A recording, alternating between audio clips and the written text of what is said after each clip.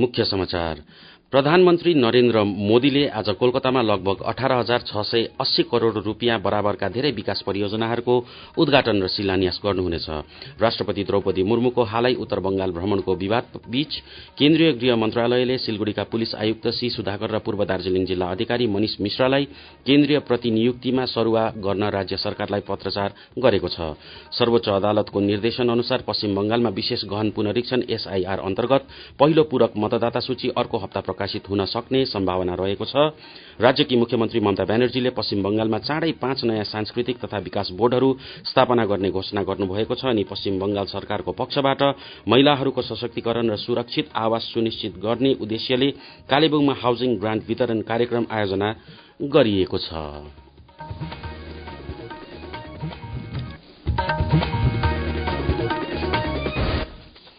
अब समाचार विस्तारमा। प्रधानमन्त्री नरेन्द्र मोदीले आज कोलकातामा लगभग 18,680 करोड़ रूपियाँ बराबरका धेरै विकास परियोजनाहरूको उद्घाटन र शिलान्यास गर्नुहुनेछ। प्रधानमन्त्रीले लगभग 16,980 करोड़ रूपियाँ लागतका 420 किलोमिटर भन्दा बढ़ीका धेरै राष्ट्रिय राजमार्ग परियोजनाहरूको उद्घाटन र शिलान्यास गर्नुहुनेछ। यी परियोजनाहरूमा पश्चिम बंगाल र झारखण्डमा राष्ट्रिय राजमार्ग 19 र पश्चिम बंगालमा राष्ट्रिय राजमार्ग 114 का खण्डहरू समावेश छन्। यी परियोजनाहरूले सड़क सुरक्षामा सुधार गर्ने, यात्रा समय घटाउने, भीड़भाड़ र प्रदूषण कम गर्ने, क्षेत्रीय सम्पर्क सुधार गर्ने, पर्यटन बढ़ाउने र यस क्षेत्रमा आर्थिक विकासलाई तीव्र बनाउने अपेक्षा गरिएको छ। प्रधानमन्त्रीले धेरै नयाँ राष्ट्रिय राजमार्ग परियोजनाहरूको पनि शिलान्यास गर्नुहुनेछ। यसमा 231 किलोमिटर लामो 4 लेनको खड़गपुर मोरग्राम आर्थिक करिडोरका 5 खण्डहरू समावेश छन्। यी परियोजना खड़गपुर र सिलगढ़ी बीचको आर्थिक करिडोरको एक हिस्सा हो र पश्चिम बंगालको पश्चिम मेदिनीपुर, बांकुरा, हुगली, पूर्वी वर्धमान, वीरभूम र मुर्शिदाबाद जिल्लाहरू पार गर्नेछ। खड़गपुर र मोरग्राम बीचको सीधा सम्पर्कले यात्रा दूरी लगभग 120 किलोमिटर घटाउनेछ र लगभग 7 देखि 8 घण्टा बचत गर्नेछ। श्री मोदीले लगभग 5.5 किलोमिटर लामो 4 लेनको दुबराजपुर बाइपासको निर्माणको लागि शिलान्यास पनि गर्नुहुनेछ। यसले दुबराजपुर शहरमा ट्राफिक जाम कम गर्नेछ र यात्रा समय लगभग 1 घण्टा घटाउनेछ। प्रधानमन्त्रीले धेरै बन्दरगाह र परिवहन सम्बन्धी परियोजनाहरूको उद्घाटन र शिलान्यास गर्नुहुनेछ। श्री मोदीले हाल्दिया डक कम्प्लेक्समा यात्रीकरण परियोजनाको उद्घाटन गर्नुहुनेछ। खिदिरपुर डक नवीकरण परियोजनाको पनि उद्घाटन गरिनेछ। प्रधानमन्त्रीले पुरुलिया आनन्द विहार टर्मिनल एक्सप्रेसलाई झण्डा देखाउनुहुनेछ, जसले पश्चिम बंगाल, उत्तर प्रदेश, बिहार, झारखण्ड र राष्ट्रिय राजधानी क्षेत्र बीच रेल सम्पर्कलाई बलियो बनाउनेछ। प्रधानमन्त्रीले अमृत स्टेशन योजना अन्तर्गत पुनर्विकास गरिएको 6 वटा रेलवे स्टेशनहरूको पनि उद्घाटन गर्नुहुनेछ। प्रधानमन्त्रीले बेलदा र दन्तन बीचको 16 किलोमिटर तेस्रो रेलवे लाइन र कलाईकुण्ड र कानीमोहुली बीचको स्वचालित ब्लक सिग्नलिङ प्रणालीको पनि उद्घाटन गर्नुहुनेछ। प्रधानमन्त्रीले कोलकातामा भाजपाको र्यालीलाई पनि सम्बोधन गर्नुहुनेछ। प्रधानमन्त्री नरेन्द्र मोदीको ब्रिगेड परेड ग्राउण्डमा हुने र्यालीलाई ध्यानमा राख्दै कोलकाता पुलिसले शहरमा विशेष ट्राफिक निर्देशन जारी गरेको छ। र्याली आज आयोजना हुने भएको छ। पुलिसले जारी गरेको निर्देशन अनुसार Esplanade, ramp, KP road, hospital road, lovers lane, Casuarina avenue र क्वीन्स वे लगायत धेरै प्रमुख सड़कहरूमा ट्राफिक नियन्त्रण लागू हुनेछ। यसका साथै आज बेलुकी 8 बजेसम्म कोलकाता पुलिस क्षेत्रमा सबै प्रकारका कार्गो सवारी साधनहरूको आवागमन प्रतिबन्ध लगाइएको छ। यद्यपि एलपीजी सिलिण्डर, सीएनजी, पेट्रोलियम पदार्थ, तेल, लुब्रिकेन्ट, अक्सिजन, तरकारी, औषधि, फलफूल, माछा र दूध बोकेका सवारी साधनहरूलाई यो प्रतिबन्धबाट छूट दिइएको छ। राष्ट्रपति द्रौपदी मुर्मुको हालै उत्तर बंगाल भ्रमणको अवधि बीच पश्चिम बंगाल सरकारले दार्जीलिङका जिल्लापाल मनिष मिश्रलाई स्थानान्तरण गर्दै राज्यको गृह विभागमा विशेष सचिवको रूपमा नियुक्त गरेको छ। राज्य सरकारले जारी गरेको अधिसूचना अनुसार पश्चिम बंगाल सिभिल सेवाका अधिकारी सुनिल अग्रवाल, जो हाल उत्तर बंगाल विकास विभागमा विशेष सचिव छन्, उहाँलाई अतिरिक्त कार्यभार सहित दार्जीलिङको जिल्लापालको रूपमा नियुक्त गरिएको छ। यो समाचार आकाशवाणी खरसाङबाट सुन्दै हुनुहुन्छ। ताजा समाचार जान्नको निम्ति सोशल मिडिया ह्यान्डल एक्समा @AIR न्यूज खरसाङ अनि फेसबुकमा आकाशवाणी समाचार नेपालीलाई फलो गर्न सक्नुहुनेछ। राष्ट्रपति द्रौपदी मुर्मुको हालै उत्तर भ्रमणको विवादका बीच केन्द्रीय गृह मन्त्रालयले सिलगढ़ीका पुलिस आयुक्त सी सुधाकर र पूर्व दार्जीलिङ जिल्ला अधिकारी मनिष मिश्रालाई केन्द्रीय प्रतिनियुक्तिमा सरुवा गर्न राज्य सरकारलाई पत्रचार गरेको छ। स्रोतका अनुसार राष्ट्रपतिको भ्रमणको क्रममा सुरक्षा र प्रोटोकल व्यवस्थाको बारेमा विवाद भएपछि केन्द्र सरकारले यो कदम चालेको हो। यद्यपि राज्य सरकारबाट अहिलेसम्म कुनै औपचारिक प्रतिक्रिया आएको छैन।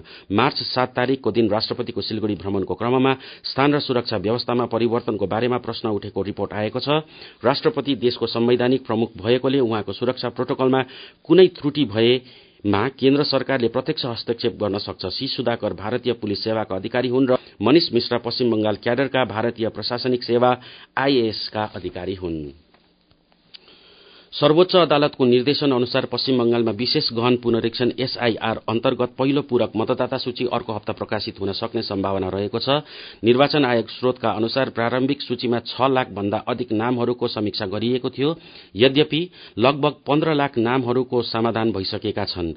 पूरक सूचीमा छुटेकाहरूको मुद्दा सर्वोच्च अदालतको आदेश अनुसार गठन गरिएका न्यायाधिकरणहरूद्वारा सुनवाई गरिनेछ। यी न्यायाधिकरणहरू गठन गर्ने प्रक्रिया शुरू भइसकेको छ र तिनीहरूले अर्को हप्ताको अन्त्यसम्ममा काम शुरू गर्ने अपेक्षा गरिएको छ। यसैबीच लगभग 35 लाख मतदाताहरूको कागजपत्रहरूको प्रमाणीकरण द्रुत गतिमा भइरहेको छ। अधिकारीहरू अनुसार यी मुद्दाहरू पनि चाँडै समाधान हुनेछन्। राज्यकी मुख्यमन्त्री ममता ब्यानर्जीले पश्चिम बंगालमा चाँडै 5 नयाँ सांस्कृतिक तथा विकास बोर्डहरू स्थापना गर्ने घोषणा गर्नुभएको छ। मुण्डा एसटी, कोरा एसटी, डोम एससी, कुम्भकार ओबीसी अनि सदगोप ओबीसी समुदायहरूका लागि सृजना गरिनेछ। सामाजिक सञ्जालमा एक पोस्ट गर्नुहुँदै मुख्यमन्त्री ममता ब्यानर्जीले यी समुदायहरू बंगालको सामाजिक तथा सांस्कृतिक सम्पदाको एक महत्वपूर्ण हिस्सा भएको बताउनुभयो।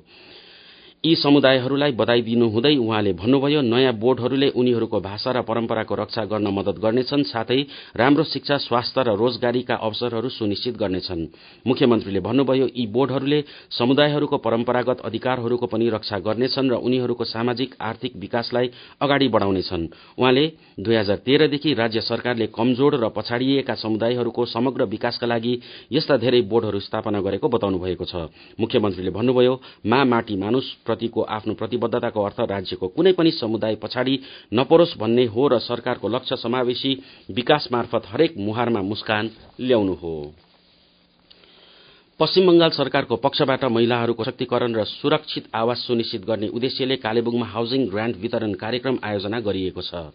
यस कार्यक्रम मार्फत विभिन्न लाभान्वित महिलाहरूलाई घर निर्माण तथा आवास सुधारका लागि आर्थिक सहयोग प्रदान गरिएको जानकारी प्राप्त भएको छ। यस योजनाले आर्थिक रूपमा कमजोर वर्गका महिलाहरूलाई आफ्नै घर निर्माण गर्न सहयोग पुर्याउँदै उनीहरूको जीवन स्तरमा सुधार ल्याउने अपेक्षा गरिएको छ। कार्यक्रममा उपस्थित अतिथिहरूले सरकारद्वारा सञ्चालन गरिएका यस्ता योजनाले समाजका निम्न तथा विपन्न वर्गका मानिसहरूलाई ठूलो राहत पुर्याउने बताए। विशेष गरी महिलाहरूलाई घर निर्माणको अवसर उपलब्ध गराउनु उनीहरूको आत्मनिर्भरता र सम्मानजनक जीवनका लागि महत्वपूर्ण कदम भएको उनीहरूले बताएका छन्। अब अन्तमा मुख्य समाचार पुनः एकपल्ट। प्रधानमन्त्री नरेन्द्र मोदीले आज कोलकातामा लगभग 18,680 करोड़ रूपियाँ बराबरका धेरै विकास परियोजनाहरूको उद्घाटन र शिलान्यास गर्नुहुनेछ। राष्ट्रपति द्रौपदी मुर्मुको हालै उत्तर बंगाल भ्रमणको विवादबीच केन्द्रीय गृह मन्त्रालयले सिलगढ़ीका आयुक्त सी सागर र पूर्व दार्जीलिङ जिल्ला अधिकारी मनिष मिश्रालाई केन्द्रीय प्रतिनियुक्तिमा सरुवा गर्न राज्य सरकारलाई पत्रचार गरेको छ। सर्वोच्च अदालतको निर्देशन अनुसार पश्चिम बंगालमा विशेष गहन पुनरीक्षण एसआईआर अन्तर्गत पहिलो पूरक मतदाता सूची अर्को हप्ता प्रकाशित हुने सक्ने सम्भावना रहेको छ। राज्यकी मुख्यमन्त्री ममता ब्यानर्जीले पश्चिम बंगालमा चाँडै 5 नयाँ सांस्कृतिक तथा विकास बोर्डहरू स्थापना गर्ने घोषणा गर्नुभएको छ अनि पश्चिम बंगाल सरकारको पक्षबाट महिलाहरूको सशक्तिकरण र सुरक्षित आवास सुनिश्चित गर्ने उद्देश्यले कालेबुङमा हाउसिङ ग्रान्ट वितरण कार्यक्रम आयोजना गरिएको छ। आकाशवाणी खरसाङबाट प्रादेशिक समाचार पूरा भयो। यो आकाशवाणी खरसाङ हो। अब प्रसारण भइरहेछ नाटक अतिक्रमण। लेखक नवराज ब्राह्मण, प्रस्तुता रेणु सिन्हा, प्रस्तुतिकरण सहयोगी विनिता लामा। त सुनोस् नाटक अतिक्रमण।